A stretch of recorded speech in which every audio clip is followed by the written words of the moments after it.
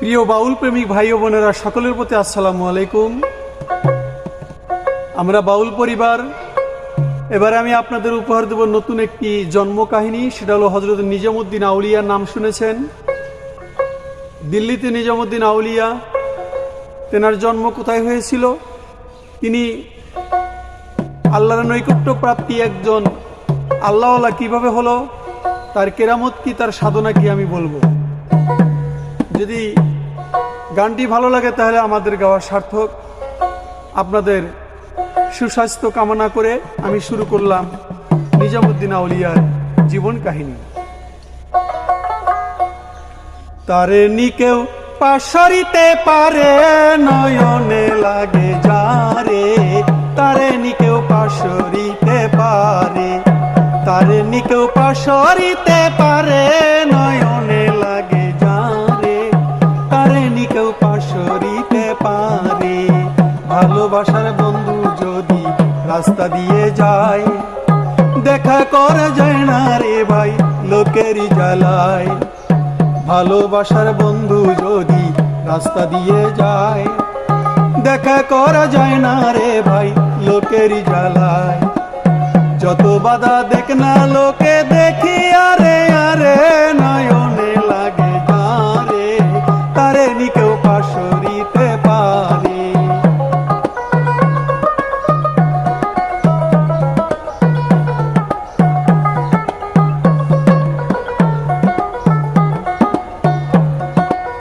পাক পাঞ্জাতন আহলে বায়াত নামটি তাদের লইয়া, ইমাম হাসান হুসাইনের বংশ ধরিয়া। সুলতানুল আউলিয়া যার নাম মাহবুবে এলাহি, নিজামুদ্দিন আউলিয়া ছিলেন গো তিনি।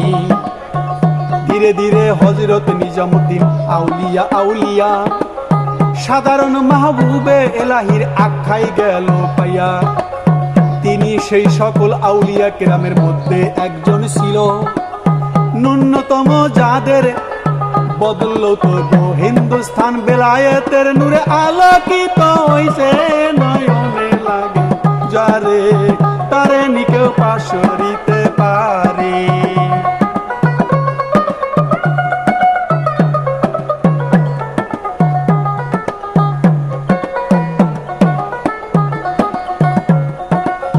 ভারতবর্ষে ইসলামেরই ঝান্ডা উড়াইল, নিজামুদ্দিন আউলিয়া এক ন্যূনতম ছিল। ধীরে ধীরে বেলায়েতের নূরের আলোকে শেখ ফরিদের গঞ্জ শকরের ওই সকল যে খলিফাদের অন্তর্ভুক্ত ছিল নিজামুদ্দিন আউলিয়া। ধীরে ধীরে বলবো কথা সবাতে দেই কইয়া, তার বিস্তার উন্নতি কল্পে যোগ্য কাজ করে। নয়নে লাগে যারে, তারে নিকেও পাশরিতে পারে। তিনি গাউস কুতুব খোদাগত প্রাণ প্রভৃতি স্তর অতিক্রম করে মাহবুবে এলাহি পর্যায়ে পৌঁছিয়েছিলেন নিজামুদ্দিন আউলিয়া। তার জীবনী জন্ম কথা যাইতেছি কইয়া, বংশ পরিচয় দেব তার শুনবেন যে সকলে। নয়নে লাগে যারে, তারে নিকেও পাশরিতে পারে।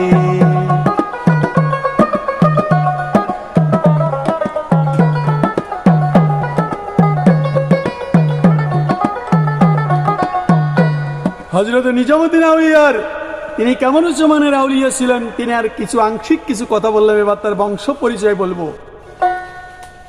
তার বংশ পরিচয় হলো, তার আসল নাম হলো মোহাম্মদ। নিজামুদ্দিন আউলিয়ার নাম ছিল মোহাম্মদ।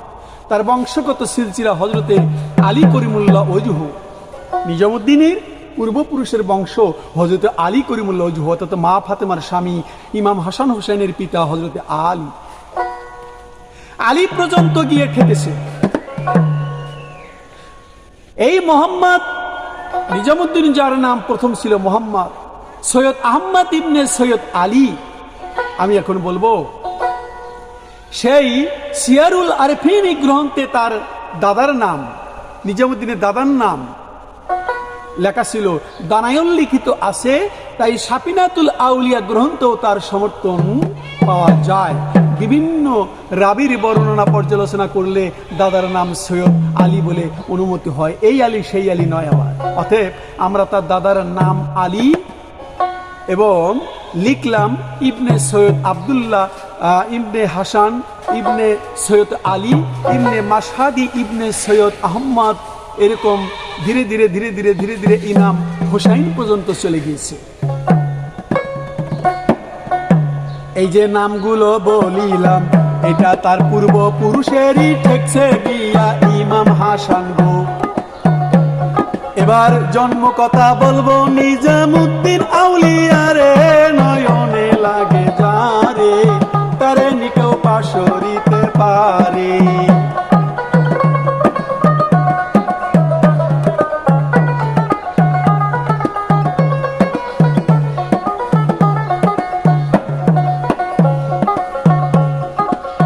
বর্ণিত আছে এই নিজামুদ্দিন আউলিয়া পূর্বপুরুষরা বোকার থেকে হিজরত যায় করিয়া। নিজামুদ্দিনের বংশের পূর্বপুরুষের লোকেরা হিজরত করে লাহোর পাঞ্জাবে গেছেন চলিয়া। ধীরে ধীরে বলবো কথা, পিতার নাম আহম্মদ আর দানায়ল গজনবী হিন্দুস্তানে এসে যায়। মাদায়ুন বসতি স্থাপন করিল তারা, সেই বাদায়ুন যুক্ত প্রদেশের প্রসিদ্ধ যায় হইয়া।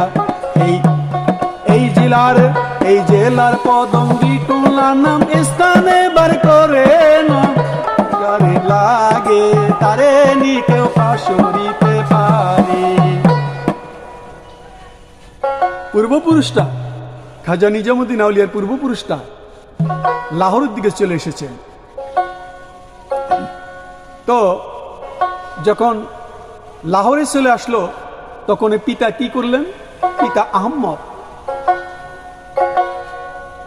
গজনবী হিন্দুস্থানে এসে পৌঁছিলেন, সেখানে বসতি স্থাপন করলেন। বাদায়ুনযুক্ত প্রদেশের প্রসিদ্ধ ছিল সেখানে। এই জেলাতে সেই পদঙ্গুনি টোলা নামক স্থানে হযরতে মাহবুবে নিজামুদ্দিন জন্মগ্রহণ করেন। তার দাদা খাজা আলী রহমাতুল্লাহ আলাইহি নিজামুদ্দিন আউলিয়ার নানা জনের নাম ছিল খাজা আরব সৈয়দ আব্দুল মাকেখের মাগরিবি। তাই সেই বাদায়ুনে এসে বসবাস করলেন। দাদাও বসবাস করলেন এবং নানা জন বসবাস করলেন বাদায়ুনে হিন্দুস্তানের এক গ্রামে। তারা উভয়ই বুজুর্গ এবং পরস্পর নিকট আত্মীয় ছিলেন। সেই খাজায়ে আরবের কন্যা জুলাইকার সাথে খাজা আলীর পুত্র সৈয়দ আহমেদের বিবাহ হয়। খাজা আহমেদ একজন শ্রেষ্ঠ আলেম এবং মুত্তাকি ব্যক্তি ছিলেন। তৎকালীন দিল্লির সুলতান তাহাকে বাদায়ুনের কাজে নিযুক্ত করেছিল। বাদায়ুন তার সেই মাজার আজও সর্বসাধারণের জিয়ারত হয়ে রয়েছে। এখনো জিয়ারত হয়। হযরত সুলতানুল আউলিয়া মাহবুবে এলাহি নিজামুদ্দিন আউলিয়া, ওনার জন্ম হয়েছে 636 সালের 27শে। আর বাদায়ুনি খাজা সৈয়দ আহমেদ সাহেবের ঔরসে ও বিনতে খাজায় আরবের কন্যা বিবি জুলাইখার গর্ভে জন্মগ্রহণ করেন। তাহলে নিজামুদ্দিন আউলিয়ার মায়ের নাম হলো জুলাইখা আর বাবার নাম হলো আহম্মদ। ধীরে ধীরে বলবো কথা আপনাদের যাই কইয়া। সৈয়দ আহম্মদের নামটি ভাইরে গেলাম বলিয়া, মায়ের নামটি ছিল ভাইরে জুলাইখা। তাই নানার নাম দাদার নামটি ছিল আলী, আপনাই বলিলাম। নানার নামটি সৈয়দ আবুল, নামটি গেলাম কইয়া। দাদা নানা মা বাবার নামটি দেই বলিয়া। নিজামুদ্দিনের এই 4 জনের যেতেছি বলিয়া রে, নয়নে লাগে যারে তারে নিকেও পাশরিতে পারে।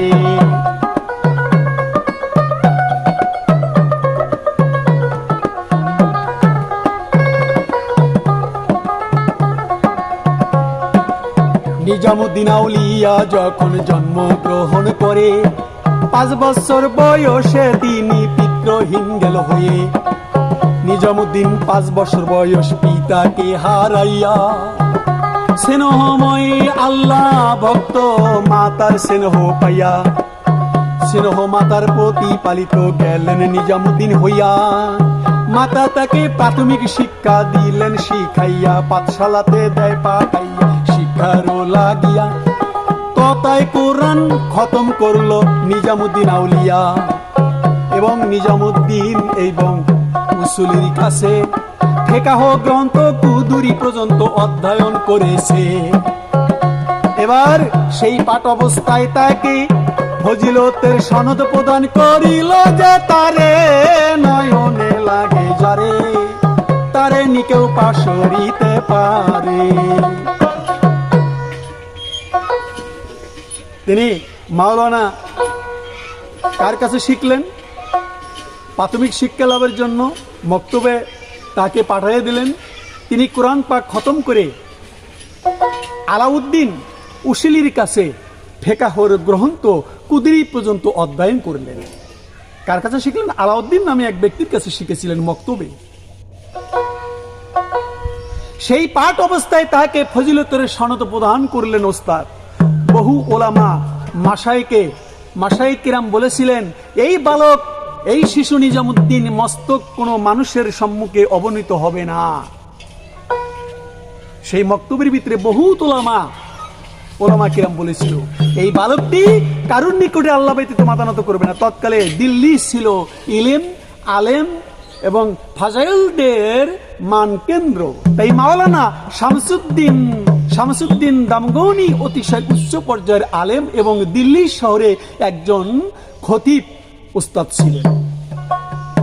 তৎকালীন বাদশাহ গিয়াসুদ্দিন বুলবুনও তার এলেম কামিলিয়তের শেষ মর্যাদা দান করতেন। বাদশাহ তাকে শামচুল মুলক উপাধি ভূষিত করলেন এবং মুত্তাফিউ মুলুকের পদটি তিনি অলঙ্কৃত করেছিলেন। সেই অধ্যাপনার কাজে তার খ্যাতি ছিল অতি প্রসিদ্ধ। 16 বছর বয়স হল নিজামুদ্দিন আউলিয়ার।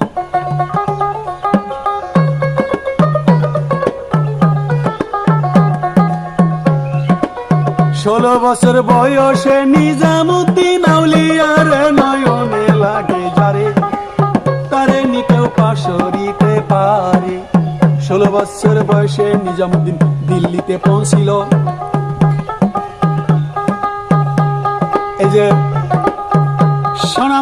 সুনামধন্য ওস্তাদের শাগরেদ ভক্ত হইল, সুনামধন্য ওস্তাদের শাগরেদ ভক্ত গেল হইয়া। মাওলানা শামসুল মুলক বলেন তখন দুর্লভ মনিক, এবং প্রথম দৃষ্টিতেই চিনতে পেরেছিলেন সে ওদের। তিনি অপর দুইজন প্রিয় সাগরত কুতুবুদ্দিন না গেলার এবং বলিরে নয়নে লাগে যারে, তারে নিকো পাশরিতে পারি।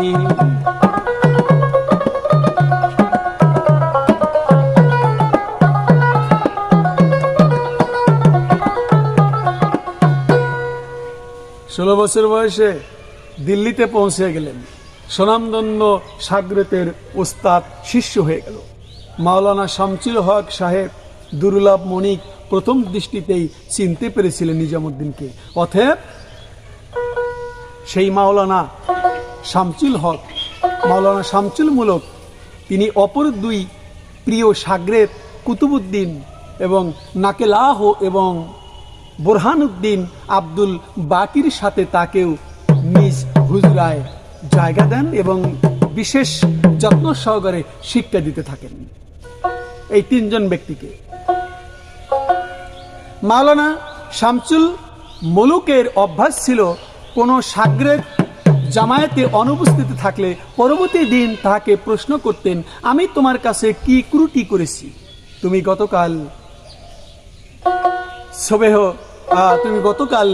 গতকাল সবাইকে এলে না, তুমি নামাজে জামায়াতে আসলে না, আমাকে আর দোষটি বলে দাও, তাহলে আমি সেই দোষটি পুনরায় করব, যেন সবুর করতে না পারা আর না আসো তোমরা।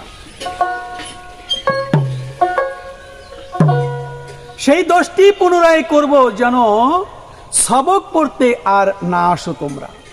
এই বাক্যটি 3 রসিকতার, তোমরা বলে দাও। তাহলে আমি এইবার সুরে সকল রসিকতার সুরে সকল উপস্থিত সাগরেদকেই বলতো, হযরত খাজা মাহবুবে এলাহি নিজামুদ্দিন গো কখনো কখনো বইপত্র অনুপস্থিত থাকার পর পুনরায় সবকে এলে তাকে দেখে তার তিনি সেই শেরটি পাঠ করতেন, তোমাকে যাই বলে নয়নে লাগে যারে।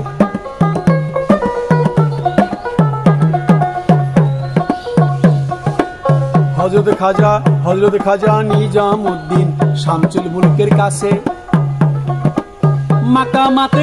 মাকামাতে হারারি নামক গ্রন্থের ভিতরে 40 মাকাহ অধ্যয়ন করেন, তোমাদের যাই বলে। তৎকালে দিল্লি শহরে মাওলানা কামাল উদ্দিন নামে আরো একজন কামেল দিনদার বুজুর্গ ছিল। তিনি শিয়র যুগে শ্রেষ্ঠ বিজ্ঞ ওলামা গ্রামের মধ্যে এইবার পরিগণিত হতেন। তিনি আপনাদের যাই বলে নয়নে লাগে যারে, তারে নি কেউ পাশরিতে পারে। কামাল উদ্দিন নামে আরো একজন কামেল দিনদার বুজুর্গ ছিলেন। তিনি শিয়র যুগে তার নিজের যুগে শ্রেষ্ঠ বিজ্ঞ ওলামায়ের কেরামের মধ্যে পরিগণিত হতেন। কথিত আছে সেই সম্রাট গিয়াসউদ্দিন বুলবন মাওলানা কামাল উদ্দিন বুজুর্গি পরহেজগারির অগাধ পণ্ডিত্য এবং দিনদারি দেখে তাকে কাজী পদে নিযুক্ত করতে চাইলেন, কিন্তু মাওলানা কামাল উদ্দিন অত্যন্ত সুস্পষ্ট ভাষায় তা প্রত্যাখ্যান করতে বললেন। আমার কাছে শুধু নামাজ ভিন্ন আর কিছু নেই, তাও আপনি কেড়ে নিতে যাচ্ছেন। আমি কাজীর পথে গেলে তো আমার সালাত কায়েম হবে না। হযরতে খাজা মাহবুবে এলাহি নিজামুদ্দিন আউলিয়ার পূর্বপুরুষের কাছে হাদিস শরীফের তালিম লাভ করেন এবং শাস্ত্রের বিশেষ ব্যুৎপত্তি অর্জন করেন। কোন গ্রন্থে দেখা যায় তিনি ইলমে হাদিস মাওলানা আহমেদ তাবরিজির কাছেও পড়েছিলেন। তাই এতদিন বিভিন্ন প্রসিদ্ধ ওস্তাদদের কাছে গ্রন্থ নক্ষত্র আদি সম্বন্ধনীয় বিদ্যা, ফিকাহ, উসুল ইলিম ও তাফসির শাস্ত্রের অধ্যয়ন করেছিলেন সেই নিজামুদ্দিন আউলিয়া। এবার শেখ ফরিদের কাছে নিজামুদ্দিন আউলিয়া বায়াত হলেন কিভাবে, সেই কাহিনী শুনুন।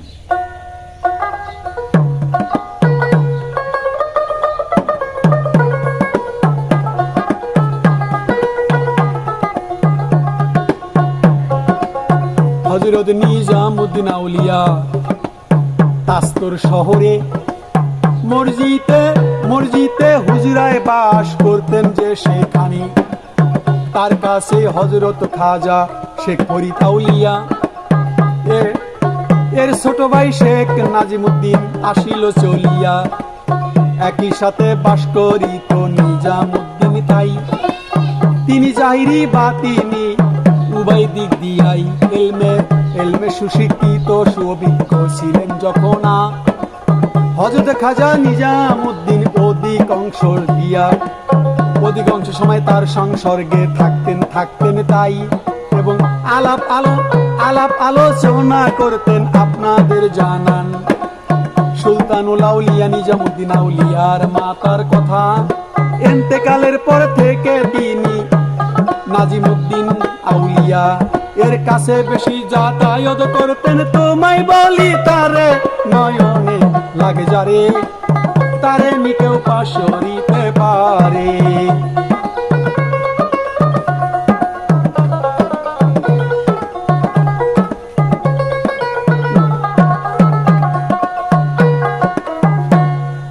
হযরত খাজা নিজামুদ্দিন আউলিয়ার মা যখন ইন্তেকাল করলেন তখন বেশি যাতায়াত করতেন নাজিমুদ্দিন নামে একজন ব্যক্তির কাছে।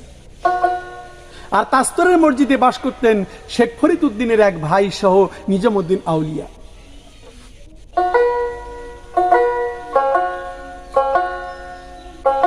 তাই হযরতে শেখ নিজামুদ্দিন রহমাতুল্লাহ আলাইহির খেদমতে আরজ করলেন, এই নাজিমুদ্দিন আউলিয়া আরজ করলেন, দোয়া করলেন, আল্লাহ পাক আপনাকে কোন স্থানে কাজীর পদ দান করেন, তাহলে খালকে খোদা আমার দ্বারা উপকৃত হবে। হযরতে শেখ তার কোনো জবাব দিলেন না, তিনি পুনরায় সে একই আবেদন জানালেন।